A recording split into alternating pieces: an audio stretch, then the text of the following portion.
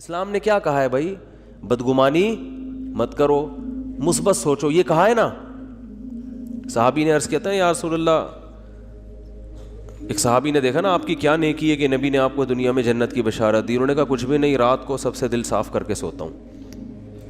رات کو سوتا ہوں تو کیا کرتا ہوں؟ دل صاف، کہ بھائی جس نے الٹی بات کی اس کو سیدھا کر لیتا ہوں. یہی ہوتا ہے نا کہ وہ یہ جو کہہ رہا تھا یہ غلط مطلب نہیں ہے، اس کا صحیح مطلب بھی لیا جا سکتا ہے. وہ فلاں جو مجھ پہ غصہ ہوا تو اصل میں حسد کی وجہ سے نہیں، اس کے دل میں میری اصلاح کا جذبہ بہت زیادہ ہے، اس لیے وہ ایکسائٹیڈ ہو گیا. سمجھ رہے ہیں کہ نہیں سمجھ رہے ہیں؟ دل صاف کر کے سونا یہ بہت بڑی نیکی ہے. تو وہ کتنا زبردست لفظ تبلیغ والے بولتے ہیں، پازیٹیو کوشش کرتے ہیں نا. آپ سوچو کہ بھائی بڑے کا ادب اس لیے کیا جائے کہ اس کی نیکیاں آپ سے زیادہ ہیں، اس کی زندگی زیادہ ہے تو اس کو زیادہ نیکیوں کا ٹائم ملا ہے، تو غالب یہی ہے کہ نیکیاں اس نے آپ سے زیادہ کی ہوں گی. چھوٹے پہ شفقت یہ سوچ کے کی جائے کہ اس کے گناہ آپ سے کم ہیں. کیا ہٹو بچوں مثال ہے یا نہیں بھائی؟ وہ ہم پتہ کیا کہہ رہے ہوتے ہیں، یہ چھوٹا ہے اس کو کیا پتہ، میری نمازیں بھی اس سے زیادہ، میری زکاتیں بھی اس سے زیادہ. یہ تو بھی بچہ ہے کل کا، ابھی تو اس نے کوئی قربانی دی نہیں ہے، میں نے ماں باپ کی خدمت بھی اس سے زیادہ کی. اور بڑے کے بارے میں سوچتے ہیں کہ جو بدماشیاں میں کر رہا ہوں وہ اس نے مجھ سے زیادہ ہی کی ہوں گی. ٹھیک ہے نا؟ جو برائیاں مجھ میں ہیں، اس کی عمر 10 سال بڑی ہے تو 10 سال اس کے گناہ مجھ سے زیادہ ہیں. تو عقل کے لحاظ سے تو بات ٹھیک ہے، لیکن جب یہ ٹھیک ہے تو وہ بھی تو ٹھیک ہے نا کہ نیکیاں زیادہ کی ہوں گی اس نے. تو اسلام کہتا ہے کہ دوسروں کے معاملات میں آپ نے کیا سوچنا ہے؟ پازیٹیو، اس کی نیکیوں کی طرف توجہ اور اپنی خامیوں کی طرف توجہ، کہ میری برائیاں اس کی برائیوں سے زیادہ ہیں اور اس کی نیکیاں میری نیکیوں سے زیادہ ہیں. اس کا پتہ ہے فائدہ کیا ہوتا ہے؟ انسان ٹینشن لیس ہو جاتا ہے، ورنہ چڑھتا رہتا ہے بلا وجہ نا. آدھے مسئلے تو اسی وجہ سے پیدا ہو رہے ہیں، لوگوں سے نفرت کی وجہ سے. یہ اتنا برا، یہ اتنا برا، یہ ایسا کیوں، یہ ویسا کیوں، اسی سے ٹینشن میں آ رہا ہوتا ہے. تو اپنے آپ کو اتنا نیک سمجھنے کی ضرورت ہے ہی نہیں. کہتے ہیں کہ عزت ایسی چیز ہے جس کے حصول کی کوشش جس نے کی ہے نا اس کو نہیں ملی کبھی بھی، جس نے کوشش نہیں کی اس کو بہت مل جاتی ہے. تو ایک طریقہ تو یہ بتایا گیا کہ سوچو کیا؟ پازیٹیو. دوسرا طریقہ بتایا کہ اپنے سے کمتر کو دیکھو، کہ جو آپ کو پیسے نہیں ہیں آپ کے پاس تو ان لوگوں کو دیکھو جن کے پاس اتنے بھی نہیں ہیں. ایک صاحب کا فون آیا، 5 سال سے بے روزگار ہوں، گھر میں بھی صلواتیں ہیں، باہر بھی صلواتیں ہیں، ٹینشن میں. میں نے کہا بھائی جان گھر تو ہے نا، چلو صلواتیں سننے کو مل رہی ہیں لیکن گھر والوں نے نکالا تو نہیں نا، چھت تو ہے نا. یہ جو فٹ پاتھوں پہ پڑے ہوئے ہیں نا، ان کے پاس رات گزارنے کے لیے چھت میسر نہیں ہے. میں نے کہا گھر میں ناشتہ بھی مل رہا ہے، دوپہر کھانا بھی مل رہا ہے، صلواتیں سنانے کے بعد مل رہا ہے لیکن مل رہا ہے نا. ٹھیک ہے؟ اور صلواتیں باپ دادا کی طرف سے مل رہی ہیں نا، کوئی یہ تھوڑی کہ پڑوسی سنا رہے ہیں، وہ تو اپنے لوگ ہیں. تو اس لیے میں لوگوں سے 2 باتیں لازمی کہتا ہوں کہ ہسپتالوں میں بیماروں کو جا کے دیکھا کرو، جو خطرناک بیمار پڑے ہوئے ہیں نا، کوئی فالج میں نظر آئے گا، کوئی ڈائلسس پہ ہوگا، کوئی کیا عجیب عجیب آپ کو بیمار نظر آئیں گے. دوسرا، عیدی سینٹر کے مردہ خانے چکر لگا لو آج اس لیے کہہ رہا ہوں کہ پھر اگلے ہفتے تک بھول جاؤ گے. یہاں سے جب بیان کے لیے جاؤ نا، بیان سے فارغ ہو کے تو عیدی سینٹر کے مردہ خانے کو ذرا ٹچ کرتے ہوئے. قبرستان میں تو اصل میں اس لیے عبرت نہیں ہو رہی، وہ مردہ تو نیچے چلا گیا نا، نظر تو آ نہیں رہا. وہ جب آپ عیدی سینٹر کے مردہ خانوں میں جاؤ گے تو بڑے بڑے فنٹر آپ کو برف کی سیلوں پہ لیٹے ہوئے نظر آئیں گے. بڑی امیدیں تھیں، ہم یہ کریں گے، ہم یوں کریں گے، ایسا کریں گے. فی الحال بحریہ ٹاؤن میں 3 پلاٹ تو لے لیے، ایک اور ہو جائے، طارق روڈ کی 2-4 دکانیں بھی ہو جائیں، ذرا آباد علاقہ ہے، اور دوسری شادی بھی ہو جائے. مفتی صاحب کے بہت سارے ہم نے بیانات سن لیے. اور پھر ایک سر دبائے گی، دوسری پاؤں دبائے گی. ٹھیک ہے نا؟ ایک صاحب مجھے کہنے لگے میں دوسری شادی کا سوچ رہا ہوں کیونکہ میرے گھر میں بیگم جو ہے نا وہ کام کاج کرتی ہے، میری خدمت تو کپڑے وپڑے استری نہیں ہوتے، تو ایک اور آ جائے گی تو اس کا کام کیا ہو جائے گا؟ ہلکا ہو جائے گا. وہ استری کر دے گی یہ گھر کے. میں نے کہا میرا خیال ہے کوئی مریخ سے آیا ہوا آدمی ہے بھائی تو. کیونکہ اس زمین میں لوگ اس طرح کی باتیں, نارمل آدمی اس طرح کی باتیں نہیں کرتا. مریخ وریخ سے آیا ہوا ہوگا کہیں سے, اس کو پتہ ہی نہیں زمین میں. میں نے کہا تو کر کے تو دیکھ. کہہ رہے ایک روٹی پکائے گی, دوسری سالن پکائے گی. میں نے کہا ایک روٹی سے, جس بیلن سے روٹی پکاتی ہے نا, ایک اس بیلن سے تیرا سر دھونے گی, اور دوسری جس چمچے سے کھانا پکاتی ہے اس چمچے سے وہ چمچہ تیرے سر پہ چلائے گی. تو آپ کہتے ہو یا تو کبھی ترغیب دیتے ہو کبھی ڈراتے ہو. تو میں ترغیب دیتا ہوں مگر اس نیت سے نہیں کہ ایک پاؤں دبائے گی تو ایک کھانا پکائے, یہ نہیں ہوگا. ہو سکتا ہے دونوں کو ہوٹل سے کھلانا پڑے لا کے, کہ تم چپ کر کے بیٹھ جاؤ, لڑو نہیں, خدا کا واسطہ کھانا میں پکاؤں گا.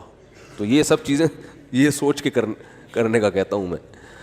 تو خیر, تو دو چیزیں اور بھی بہت ساری چیزیں اس میں. بنیادی چیز کیا ہے, بیماروں کو دیکھو, معذوروں کو دیکھو. میں ایک واقعہ سنایا میں نے پچھلے ہفتے, پتہ نہیں یاد نہیں مجھے سنایا یا نہیں سنایا. ابھی میں سفر تھا میرا اسلام آباد میں, تو وہاں ہمارے ایک جاننے والے ملے. انہوں نے وہاں اسلام آباد میں ایک بہت بڑے تاجر ہیں, بہت بڑے تاجر ہیں, کروڑوں روپے کا بزنس ہے ان کا. ان کا واقعہ سنایا کہ جوانی میں اس آدمی کی آنکھوں کی بینائی چلی گئی.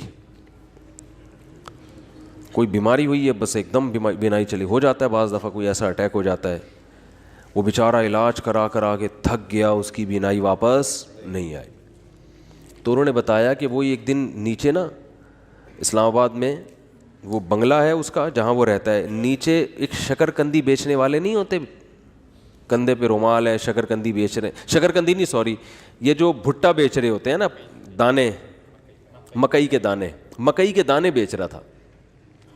کہہ رہے ہیں اس نے اپنے دوست سے کہا اس مکئی کے جو دانے بیچ رہا ہے نا, آواز آئی نا اس کی, تو اس کو جا کے بولو کہ یہ جب ان اسلام آباد کے بنگلوں میں گھومتا ہوگا احساس کمتری کا شکار ہوتا ہوگا کہ یار میری ایک ریڑھی, مکئی کے دانے, اور میں کیا کتنی ایک اس پہ ایک 5 روپے بچا لیتا ہوگا زیادہ سے زیادہ ہے بھائی. تو میں غریب آدمی ہوں اور یہ کتنے بڑے بڑے لوگ ہیں جن کے بڑے خوبصورت بنگلے, اور میں ایسا غریب. تو اس نے جس کی آنکھوں کی بینائی چلی گئی نا, اس نے کہا اپنے دوست سے کہ اس کو جا کے بتاؤ کہ تو اپنی آنکھیں مجھے دے دے اور میرا بنگلہ لے لے, اور یہ بھٹے کی ریڑھی کس کو پکڑا دے, مجھے پکڑا دے, میں اس پہ راضی ہوں. یعنی اگر یہ قدرت میں ممکن ہے, بہت مشکل ہے بات سمجھانا. یعنی اس کو بتایا کہ اس کو سبق دلاؤ کہ احساس کمتری کا شکار ہونے کی تجھے ضرورت نہیں ہے, تو مجھ سے زیادہ مالدار ہے, میں اپنی پوری دولت بیچنے کے لیے تیار ہوں اگر مجھے کہیں سے بینائی میری واپس لوٹ آئے. یعنی اگر قدرت مجھے یہ آپشن دے کہ بھائی تو اس مکئی بیچنے والے کی جگہ ریڑھی میں صدائیں لگا رہا ہے دھوتی پہن کے اور پھٹے پرانے کپڑے پہن کے گھوم رہا ہے, ہم تجھے اس کی جگہ لے آتے ہیں لیکن آنکھیں مل جائیں گی, اور اس کو بنگلے میں لا کے بٹھا دیتے ہیں لیکن آنکھیں اس سے چھین لیں گے. تو سیٹھ نے کہا کہ اس کو بولو کہ میں اس پہ راضی ہوں لیکن تو اس پہ راضی نہیں ہوگا, تو اس لیے اللہ نے تجھے مجھ سے زیادہ نعمتیں دی ہیں. تو بھائی شکر کرنا سیکھو اللہ کے بندو. آج ناشکری بہت ہو رہی ہے. ہمارے حضرت مفتی رشید احمد صاحب رحمہ اللہ تعالی, بہت دفعہ یہ واقعہ سنا ہے, بس مختصر بتاؤں گا. 60 سال کی عمر تک انتہائی غربت میں وقت گزارا انہوں نے, انتہائی غربت, اور دارالعلوم کورنگی کے شیخ الحدیث تھے, جو سب سے بڑا عہدہ ہوتا ہے.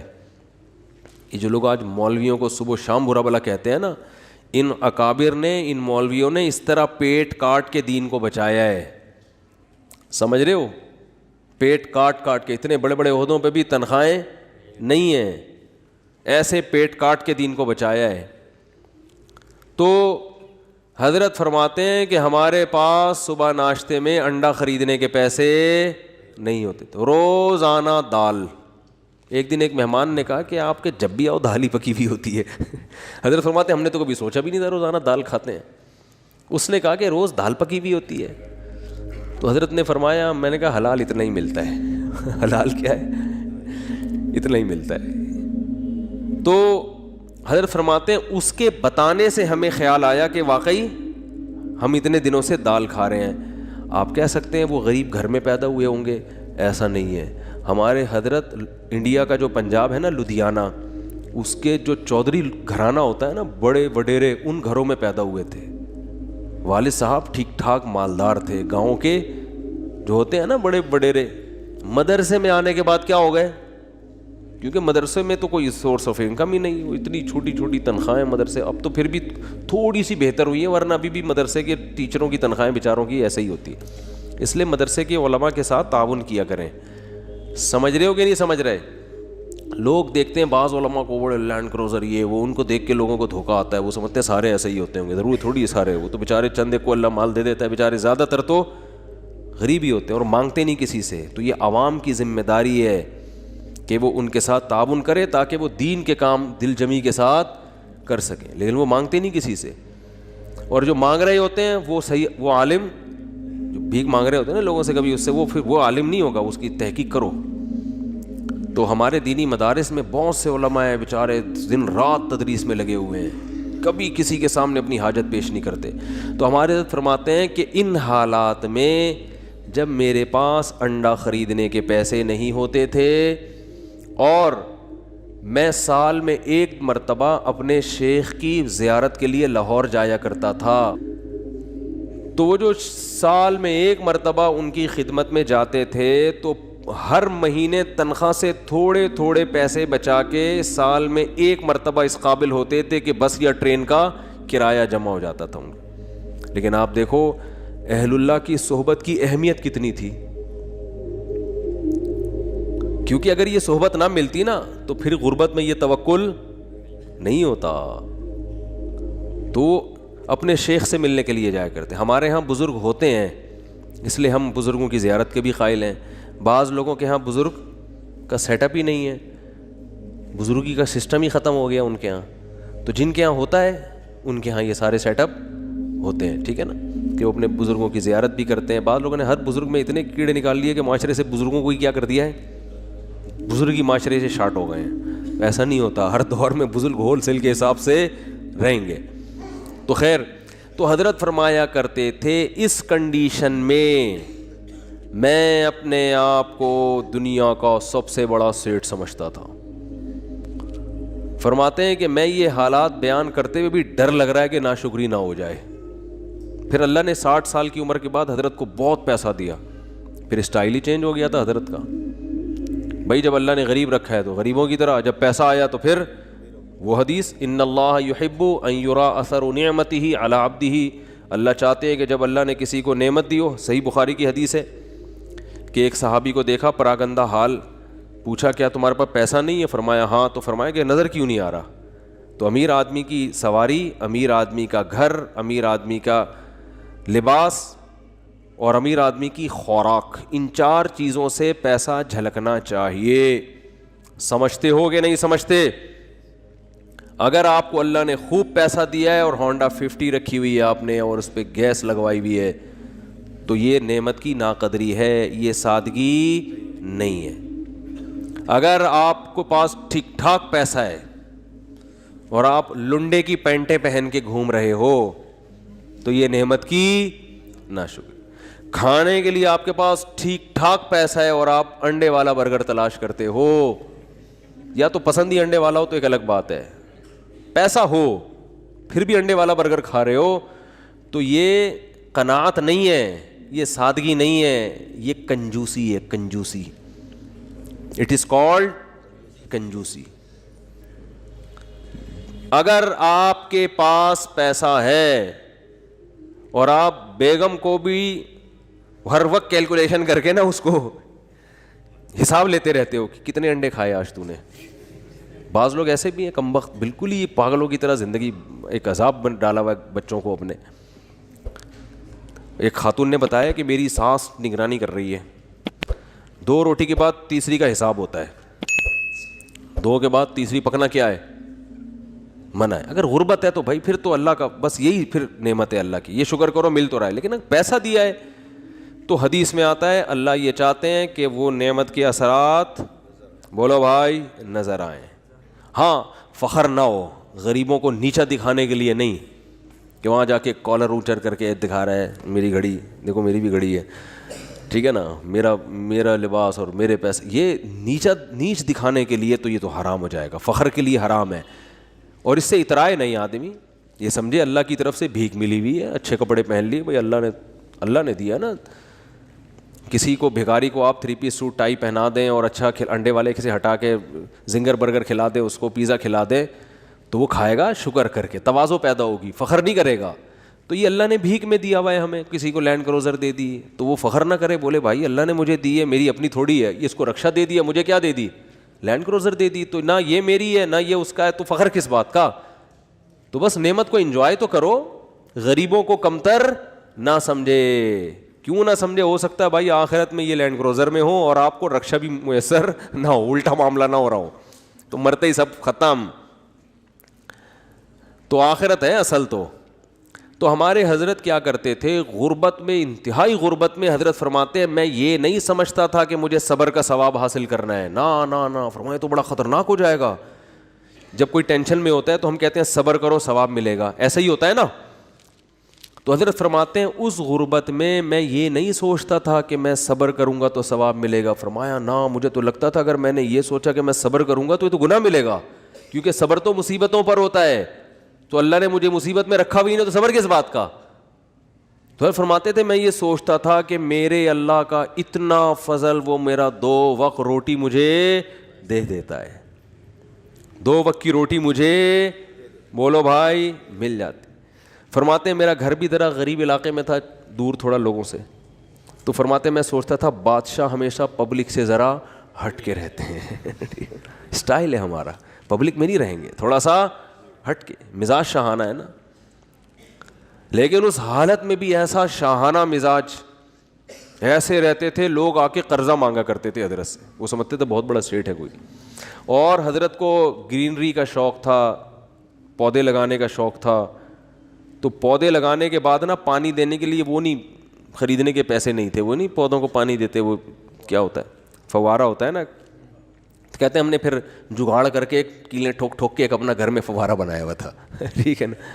تو پھر جب اللہ نے پیسہ دیا تو پھر ہٹو بچوں. پھر یہ نہیں کہ دیکھو کنجوس, دیر آر 2 ٹائپس آف کنجوس, یہ دیر آر 2 ٹائپ بہت جگہوں پہ میرے بیان میں آج کل آ رہا ہے, اس سے یاد رہ جاتا ہے. انگلش میں کنجوس کو کیا کہتے ہیں, مائزر. اردو میں کیا کہتے ہیں, کنجوس. اور کوئی لفظ نہیں ہے. عربی چونکہ بلیغ زبان ہے نا, تو عربی میں دیر آر 2 ٹائپس آف کنجوسز. کنجوس لوگوں کی کتنی ٹائپس ہیں, 2. ایک کو بخیل کہا جاتا ہے اور ایک کو شحیح, شین حلوے والی ہے, پھر حلوے والی ہے. یہ آسانی سے سمجھ میں آتی ہے, حلوے والی ہے آسانی سے سمجھ میں آ جاتی ہے نا, ہاں بولتا تو سمجھ میں نہیں آ رہا ہوتا. اس کو کہتے ہیں شحیح. بخیل کہتے ہیں اپنی دولت پہ سانپ بن کے بیٹھ گیا, لوگوں پہ بالکل بھی خرچ نہیں کرتا, بخودی میں لگا رہتا ہے. کنجوس, شحیح یعنی شح کہتے ہیں کم بخت اپنے اوپر بھی خرچ نہ کر رہا ہو, ہے بھائی. ایک تو ہوتا ہے نا پبلک کے لیے سخی نہیں ہے, سارا بچا کے خود ہی کھاتا رہتا ہے. جیسے وہ ایک کنجوس باپ تھا, یہ قصے جو پہلے سے بیان سن رہے ہیں انہوں نے بہت دفعہ سن لیے ہوں گے, نئے لوگ آتے ہیں تو سنانے میں کوئی حرج نہیں ہے. عرب میں نا باپ دادا کی شاعری پہ فخر کا رواج بہت زیادہ تھا. باپ دادا کی شاعری پہ فخر کہ میرے ابا ایسے, وہ کہتے ہیں میرے ابا ایسے. تو ایک شاعر نے اپنے باپ کی سخاوت شاعری میں بیان کی اور مقابلہ جیت گیا کہ میرے ابا ایسے سخی, میرے ابا ایسے سخی, کبھی دسترخوان نہیں لپیٹا گیا ان کا, اور دیگ ہمیشہ چولہوں پہ جلتی رہتی تھی, اور لوگوں کا تانتا, ایسی شاعری کی ہے کہ مقابلہ جیت گیا بھائی. ایک دن ایک بندہ اس کے گھر میں ملنے کے لیے آیا, تو دیکھا کہ اس کا جو ابا ہے نا, جس کی سخاوت بیان کر کے یہ مقابلہ جیتا تھا, اس ابا کو دیکھا کہ بکری کے تھن سے منہ لگا کے دودھ پی رہا ہے.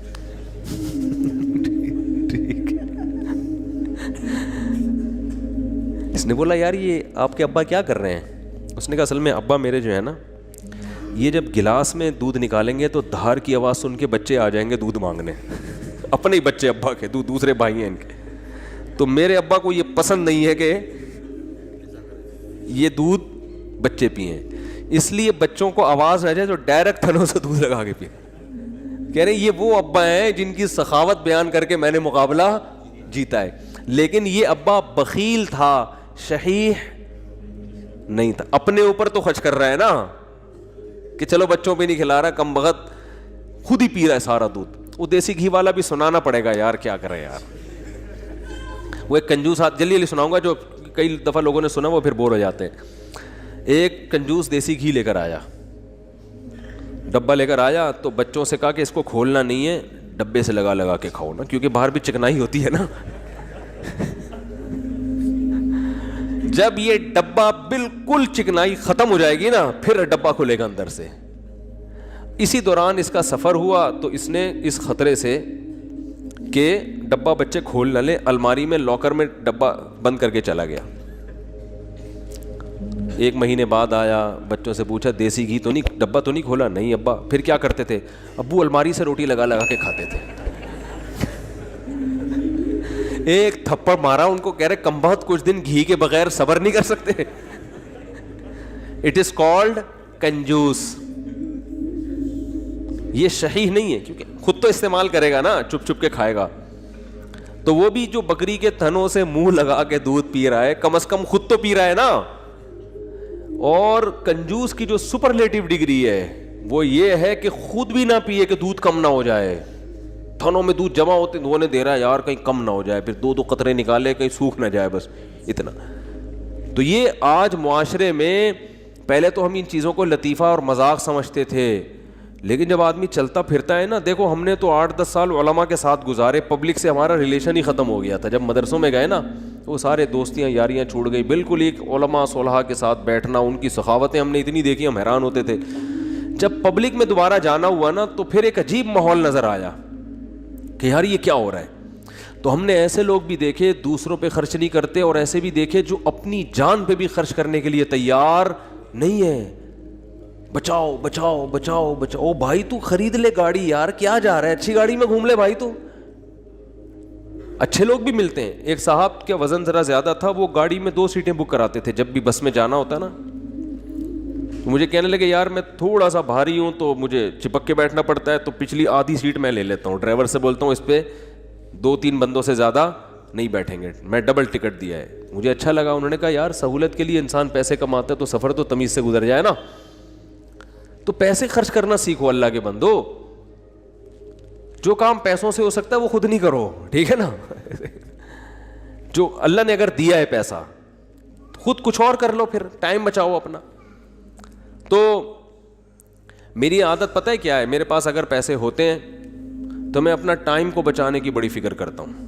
ابھی گاڑی پنچر تھی, پنچر بھی نہیں, ہوا کم تھی, تو میں نے کسی سے کہا یار تو ڈلوا کے لے آ. میرے دل میں سوچا اس کو زیادہ پیسے دے دوں گا میں, جتنا ان کے بنتے ہیں تھوڑے سے کیا ہو جائیں گے, کہ یہ کام بھی انہیں سے لے لو یار, اپنا ٹائم میں کسی اور چیز میں لگا لو, ٹھیک ہے نا. اگر ہیں اللہ نے دی ہیں, بعض دفعہ ہوتے ہیں بعض دفعہ نہیں بھی ہوتے ہیں. آدمی خود ہی دھکا لگا کے بائک کو گھسیٹ کے لے جا رہا ہوتا ہے تو وہ بھی ٹھیک ہے. تو جب ہوں تو الگ حکم ہے, جس دن جیب میں نہیں ہے تو پھر الگ حکم ہے. تو کیا بات چل رہی تھی, ہاں, تو ہمارے حضرت کے پاس جب پیسہ آیا تو پھر حضرت شو روم میں گئے, فرمایا گاڑی چاہیے. انہوں نے کہا کون سی گاڑی ہے؟ فرمایا گاڑی دکھاؤ, گاڑی جس کو کیا کہہ سکتے ہیں, لوگ بولیں کہ یہ کیا ہے, لوگوں میں فخر کے لیے نہیں, اپنے سکون کے لیے. تو پھر حضرت نے کویت کے شہزادے سے گاڑی خریدی تھی معذرت کے ساتھ. کس سے گاڑی خریدی؟ اپنا گھر نہیں بنایا, اس لیے کہ فرمایا کہ میری عمر اب 65 سال ہو گئی, اپنا ذاتی گھر کا کیا کرنا ہے میں نے. بچے اسٹیبل ہیں, ان کو لیے بھی کوئی پراپرٹی بنانے کی ضرورت نہیں, سب اچھا ان کی جاب بھی ہو گئی تھی بچوں کی, مدینہ یونیورسٹی چلے گئے تھے, تو ضرورت ہی نہیں ہے. انہوں نے کہا کوئی ضرورت ہی نہیں ہے گھر بار بنانے کی, تو گاڑی خریدو اچھی, گاڑی کی استعمال میں آ رہی ہے. لیکن ہمارے یہاں 65 سال میں پیسہ آئے تو سب سے پہلے ٹینشن کیا ہوگی, یار آج تک ذاتی گھر نصیب نہیں ہوا. کیا ہونا چاہیے اب تو پیسہ آیا ہے, 10-15 سال رہ گئے, کھا لو یار بیٹھ کے, اچھا کھا لو. ساری ٹینشن لے کے بحریہ ٹاؤن میں مکان کی فکر میں لگا دے گا وہ. یعنی پیسہ آنے کے بعد ٹینشن ختم ہونے کے بجائے بڑھ جاتی ہے ٹینشن. تو پھر آخر میں جب بہت اللہ نے پیسہ دے دیا تو پھر حضرت نے اپنی اہلیہ کے لیے ایک فلیٹ خرید لیا تھا کہ میرے انتقال کے بعد ان کے لیے پاس کوئی کیا ہو ٹھکانہ. خود نہیں شفٹ ہوئے اس میں کہ میں جب انتقال ہو جائے گا تو یہ یہاں رہ لیں گی. تو اللہ نے اتنا دے دیا, انہوں نے کہا چلو ایک فلیٹ ان کے لیے لے لیتے ہیں, دنیا سے جانے کے بعد ان کے پاس کیا ہوگا, ایک ٹھکانہ ہو جائے گا.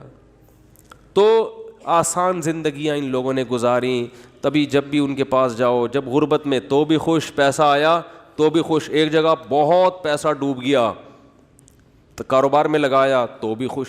اتنی سی کہتے ہیں نا پیشانی پہ کوئی لکیر آ جائے نا کہ اتنا. اور اس دور میں جن لوگوں نے اس کاروبار میں پیسہ لگایا تھا ان میں بہت سے ہارٹ اٹیک سے مر گئے تھے.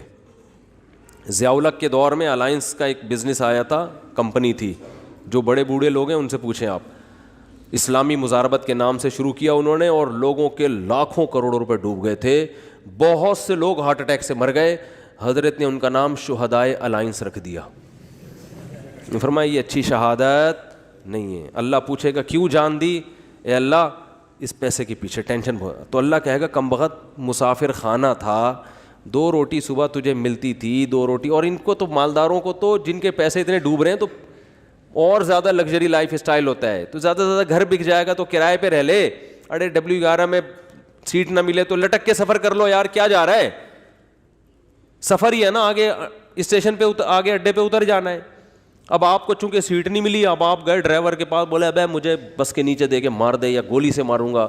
مسافر خانہ ہے میرے بھائی, بیٹھنے کی جگہ مل جائے بہت اچھا, نہیں تو لٹک کے. دیکھو سفر سمجھتے ہیں نا, تو انگوٹھا ٹکانے کی جگہ مل جائے نا, اس پہ بھی لوگ سفر کر لیتے ہیں. کنڈکٹر سے بول لیتے ہیں تو بس ہٹ جا تھوڑا سا, اتنا سا پاؤں ٹکانے کی جگہ مل جائے بھائی, اگلے اڈے پہ اترنا ہے. ہمارے ساتھ تو ایسا, ہم تو جب آج کل تو میں تھوڑا مشہور ہو گیا ہوں تو کہیں جا نہیں سکتا ایسے, ورنہ W11 کا جو مزہ ہے وہ اب اللہ جنت میں لے جائے تو W11 میں سفر ضرور کریں گے وہاں پہ. اب تھوڑا مشہور ہو گئے تو وہ سب پہچان جاتے ہیں, پھر ایک بڑا مسئلہ ہو جاتا ہے. تو ورنہ ہم نے تو بہت دفعہ ایسے سفر کیا ہے, جا رہے ہیں تو چلو جی سیٹ پہ جگہ مل گئی ٹھیک ہے, نہیں تو پائیدان پہ لٹک کے, نہیں تو پیچھے کھڑے ہو جاؤ, بس چھت پہ بیٹھ جاؤ, انجوائے کرو. ٹھیک ہے, کیسا مزہ آ رہا تھا چھت پہ بیٹھے ہوئے جا رہے ہیں. تو کہاں سے کہاں بات چلی گئی. تو جو میں یہ پورا واقعہ اس پہ سنا رہا تھا, ہمارے حضرت کیوں اپنے آپ کو اتنا مالدار سمجھتے تھے, کیوں سمجھتے تھے؟ اس لیے کہ حضرت فرماتے تھے جو بیسک بنیادی ضرورتیں اللہ نے پوری کر دیں, اور بہت سوں کے پاس تو یہ بھی نہیں ہے. گھر تو ہے نا سر چھپانے کو, چاہے کرائے پر ہو, ہے تو نا, بہت سے تو روڈ پہ سو رہے ہیں. کیا حالات ہیں لوگوں کے گھروں میں, جا کے دیکھو پتہ چلتا ہے کیسی خطرناک بیماریاں لگی ہوئی ہیں. تو اسلام نے ہمیں, جو میں آیت پڑھ رہا تھا اس میں یہ بتایا کہ تم اس خوش فہمی میں مت رہو کہ جس حالت میں آج ہو ہمیشہ اسی حالت میں رہو گے. اللہ نے تم سے ایسا کوئی ایگریمنٹ نہیں کیا ہے. تو اب کرنا کیا ہے؟ عمل کو فوکس کرنا ہے, عمل. تو اللہ تعالیٰ نے قرآن میں کیا فرمایا کہ کسی کتاب میں نہیں لکھا. ہاں, تو اب مسئلہ یہ ہے کہ جس خوشی میں انسان ہوتا ہے اس میں اللہ کو بھول جاتا ہے وہ. تو اسی خوشی میں اللہ کو یاد رکھنا ہے. اس کا فائدہ یہ ہوگا کہ جب کوئی ٹینشن کا معاملہ آئے گا تو پھر اللہ آپ کو یاد رکھے گا. کیسے یاد رکھے گا؟ یا تو وہ ٹینشن دور کر دے گا, یا اس ٹینشن میں اللہ آپ کو صبر کی توفیق دے گا, حوصلہ دے دے گا اللہ آپ کو. خودکشی کے خیالات نہیں آئیں گے آپ کے دل میں. پیغمبروں کی سیرت اٹھا کے دیکھیں, کیسے کیسے غموں میں زندگی گزری, مگر ان غموں میں بھی انہوں نے ڈپریشن کی گولیاں بولو نہیں کھائی ہیں. ہمیشہ ان کی زبان سے اچھے الفاظ نکل رہے ہیں. اعلم من اللہ ما لا تعلمون, میں اللہ کے بارے میں وہ کچھ جانتا ہوں جو تم نہیں جانتے. یعقوب علیہ السلام کہہ رہے ہیں. ایوب علیہ السلام نے بیماری میں ایسا صبر کر کے دکھایا, اللہ فرماتے ہیں نعم العبد, کیا خوب بندہ تھا, کیا کتنے خوش قسمت کہ اللہ آخری کتاب میں آیتیں نازل کر رہا ہے کہ ایوب کیا خوب بندہ تھا, کیا خوب بندہ تھا. دیکھو ایوب علیہ السلام بیماریوں میں, اگر بیماریوں میں زندگی نہ گزری ہوتی تو اتنے خوبصورت الفاظ ان کے لیے آخری کتاب میں نازل ہوتے. فرض کر لو صحت میں زندگی گزر گئی ہوتی تو گزر تو گئی نا, ختم. اب بیماری میں گزری ہو یا صحت میں, جو چیز جو پاسٹ بن گیا وہ اچھا ہو برا ہو, اب اس سے انسان کو کوئی سروکار نہیں ہوتا, جو گزر گئی ختم. تو صحت میں زندگی گزرتی اتنا انعام نہ ملتا. اللہ فرماتے ہیں نعم العبد, کیا خوب بندہ تھا. اور اللہ نے ایوب علیہ السلام کی زوجہ کی بھی تعریف کی بہت زیادہ.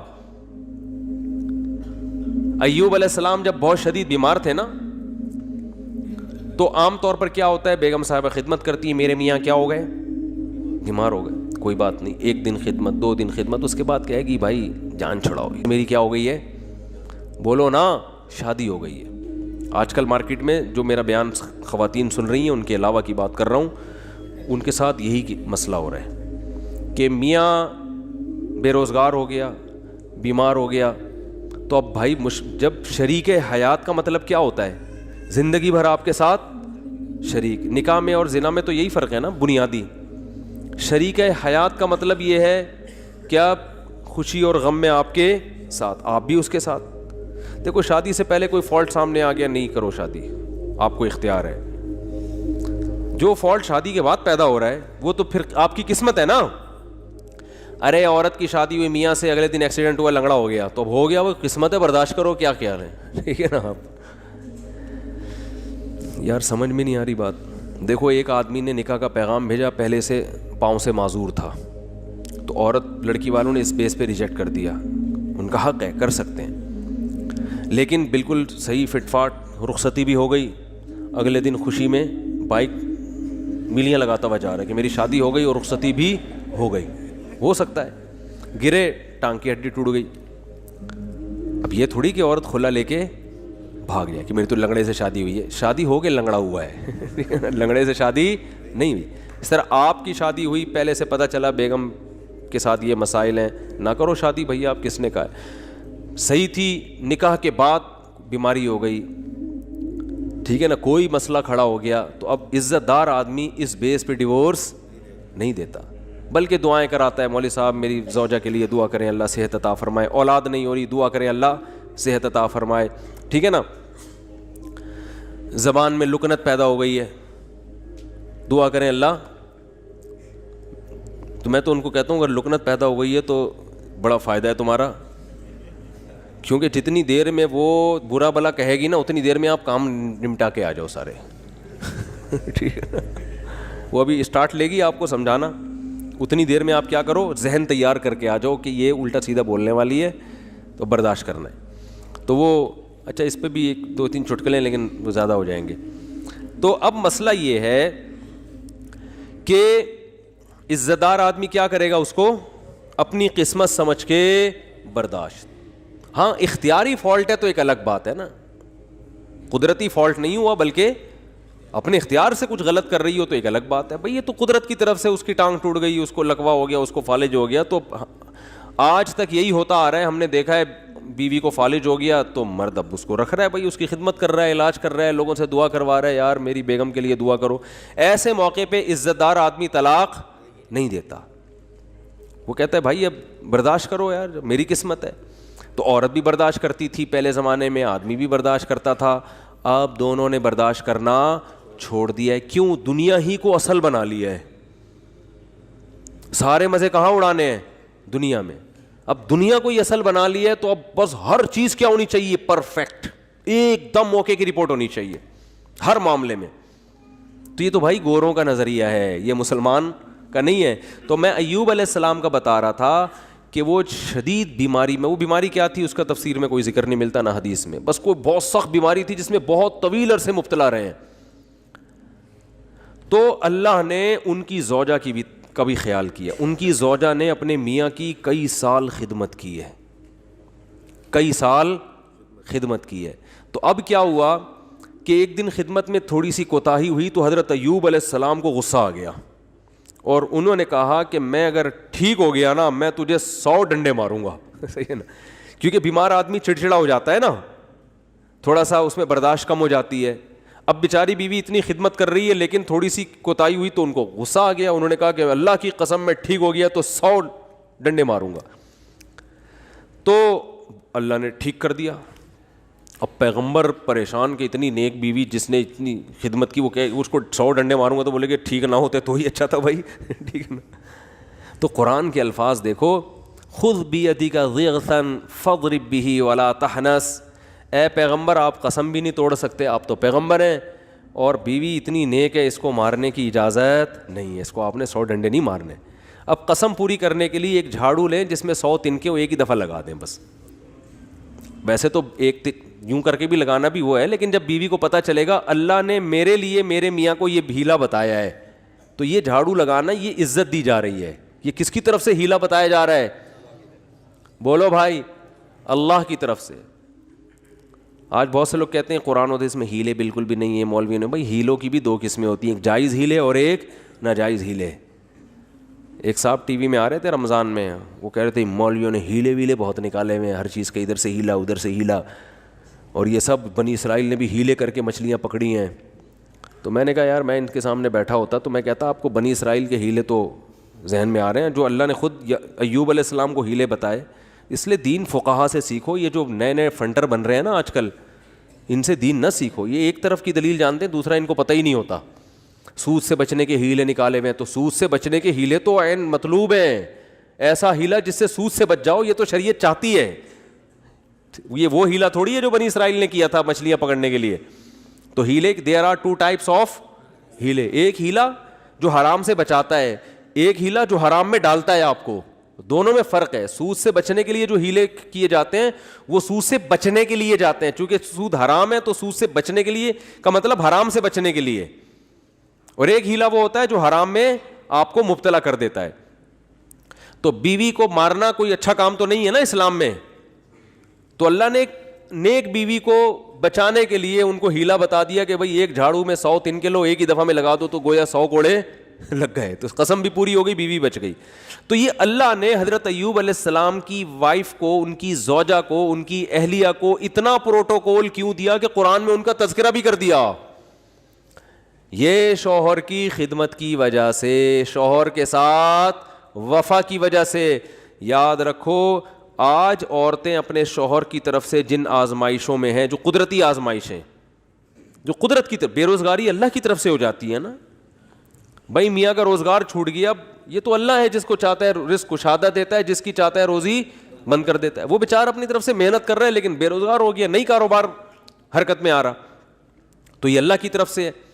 خود سے نالائق ہو تو ایک الگ بات ہے، اللہ کی طرف سے جو آزمائشیں میاں پہ آئیں تو عورت کو چاہیے ان آزمائشوں میں اس کا ساتھ دے، اسے ذہنی ٹارچر نہ کرے، کیونکہ بے روزگاری کی بیماری اتنی، بے روزگاری کا عیب اتنا بڑا نہیں ہے جتنا اس بیماری کا عیب ہے جس میں ایوب علیہ السلام مبتلا ہوئے تھے، کیونکہ اس میں تو کمانا ممکن ہی نہیں تھا اور اوپر سے خدمت بھی۔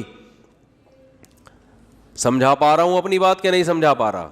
اس میں خدمت بھی، تو وفا کرنی چاہیے، وفا، اور یہ جب تک آخرت سامنے نہیں ہوگی ان میں سے کوئی بھی کام نہیں ہو سکتا۔